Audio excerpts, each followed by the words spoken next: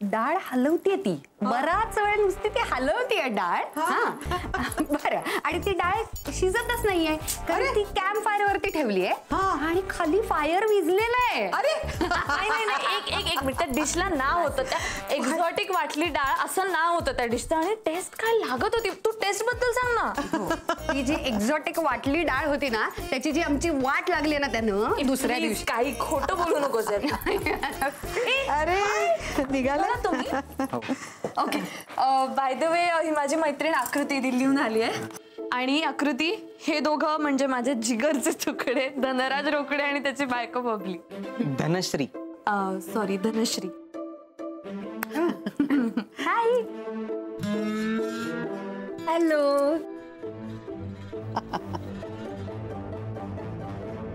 काय गावाला निघाला? हा हो गावालाच निघालो. नाही म्हणजे हो म्हणजे काय, आता तू आलीस ना मग या दोघांना बाहेर काढावं लागलं आम्हाला. म्हणजे मी बकवास करते हो माहित. अगं ते त्यांच्या नव्या जागेत शिफ्ट होत आहेत. इथं त्यांना जरा प्रायव्हसी कमी पडत होती ना. म्हणजे काय झालं माहितीये का, मगाशी मी त्यांच्या रूम मध्ये गेले सगळं आवरले का बघायला, तर तिथं मला काहीतरी भलतंच बघायला मिळालं. क्या क्या क्या देखा माई? नाही नाही माई माई माई मी नाही, मी हे येड्यासारखं वागतं. अगं मी गंमत करत होते. हे बघ, आता तिकडे गेल्यावर कधी काही अडचण आली तर लगेच इकडे यायचं आणि हा जर कधी भांडला ना तर याची तक्रार घेऊन माझ्याकडे यायचं. अगं सोनू रडू नको. माई जास्त लाड करू नको हा, नाहीतर रोज घरात येऊन बसली. ए काही नाही. बाय द वे तुमचं एवढंच सामान आहे? नाही नाही, बाकी सामान गेले ना टेम्पोत. आता आम्ही बॅगा घेऊन जाणार गाडीने.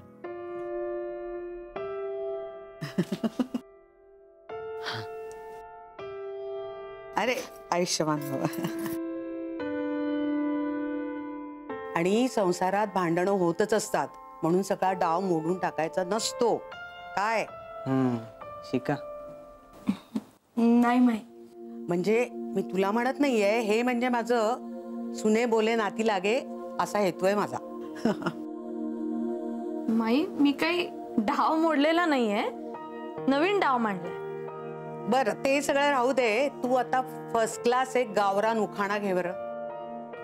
माई उखाणा आता न.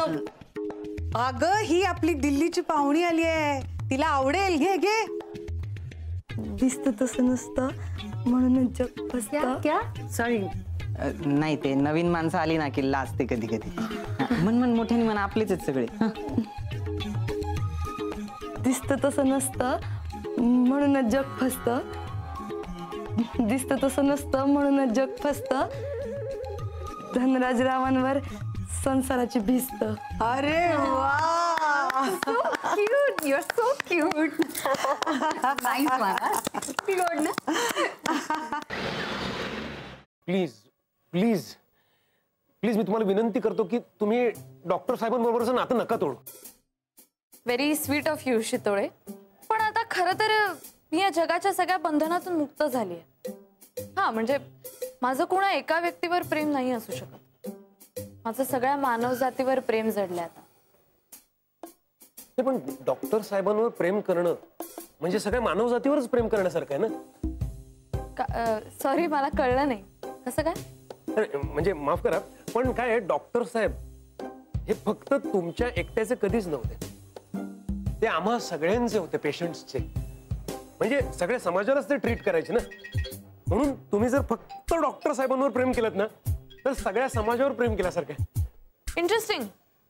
तुम्ही आता जे काही बोललात ना शितोळे ते लॉजिक म्हणून फार चांगलं आहे. हो पटलं ना.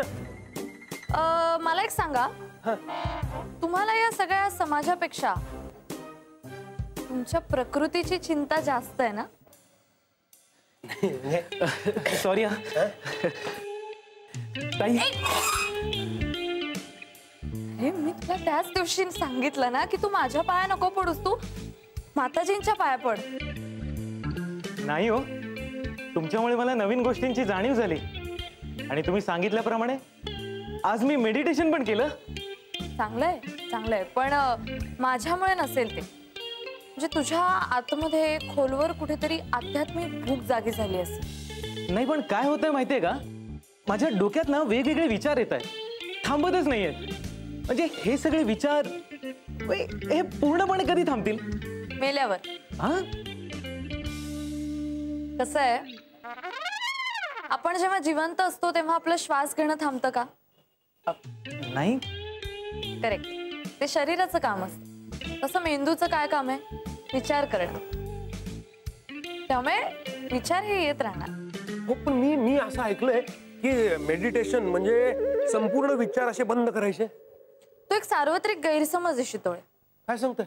हा, म्हणजे विचार हे येत राहतात, पण येणाऱ्या विचारांना प्रतिक्रिया देणं तुम्ही थांबवलं पाहिजे.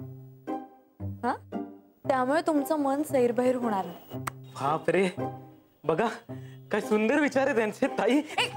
अरे मी तुला सांगितलं ना, नको, माझं वय खूप लहान आहे खरंच.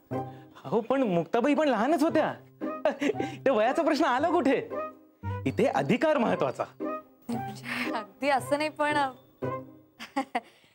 पण मला असं वाटतं की तू, म्हणजे खरं तर तुम्ही दोघांनी खऱ्या अधिकार असणाऱ्या माणसाला भेटलं पाहिजे. माताजींना भेटा तुम्ही. कोण माताजी? मला काय बोलताय कळत नाही, प्लीज सांगाल का? सांगते. माताजी या अत्याधुनिक संत आहेत. म्हणजे तुम्हाला सांगते शितोळे, मी त्यांच्या मेडिटेशन कॅम्पला गेले आणि माझं आयुष्य असं बदलून गेलं. मला हे वारंवार होणारे आजार त्या मेडिटेशन कॅम्पमुळे बंद होऊ शकतील का? तुम्हाला आजार नाहीये शितोळे. काय सांगताय? तुमचा हा जो काही प्रॉब्लेम आहे तो अतिशय मानसिक आहे. त्यामुळे तुम्ही जा मेडिटेशन कॅम्पला, तुम्हाला खूप उपयोग होईल. हो, काय सांगताय काय? मग मी आजच जातो, सरांना सांगतो, रजा टाकतो, घरी जातो, बायकोला भेटतो आणि मी पण जातो मेडिटेशन कॅम्पला. वा वा वा. मी पण जाणार आहे. आपण एकत्र जाऊया का? अरे काय मस्त आयडिया. आपण दोघं एकत्र, आपली दाढी पण एकसारखी आहे. अरे म्हणजे आमचे विचार किती जुळतात. फारच छान.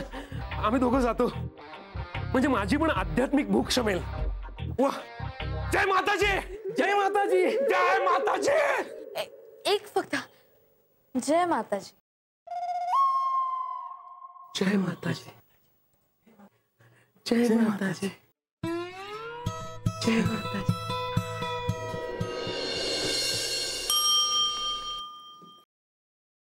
हाय, आपण काल भेटलो होतो.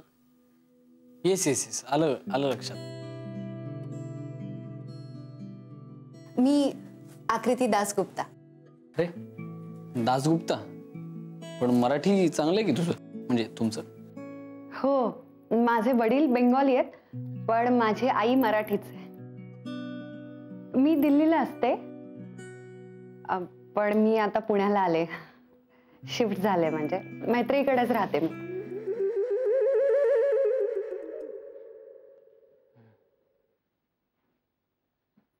मग